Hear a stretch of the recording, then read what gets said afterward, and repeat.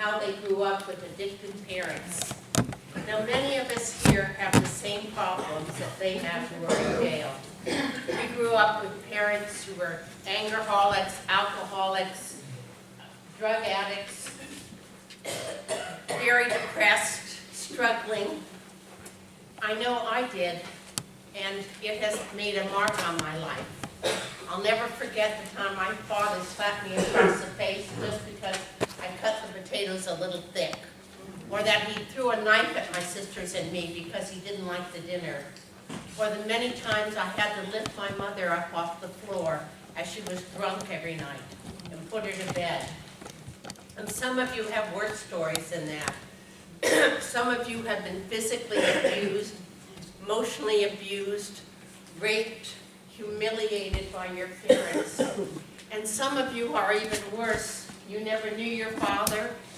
He wasn't there when you were born, or your mother died when you were young, or she left you in the care of your grandparents. So many of us have tragedies in our childhood. And yet, the fact that we're sitting here in church now, and we're alive now, means that God was with us all during that childhood. When we ask, where was God? We know where God was. God was protecting us. God was helping us to endure it. As Richard said, God didn't say that he would save us from every problem. He said that he would be with us in every problem. And this is what we know.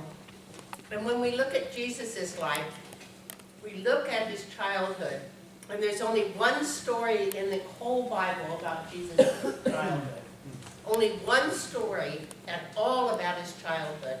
And it's not about something that was life-changing, like his first day in school, or his decision to become a carpenter, or his facing the death of his father. It's not even about his making the decision to leave Nazareth and go to be baptized by John the Baptist and begin his ministry. No, the only story in the Bible about Jesus is a story about God being present with him when he was 12 years old.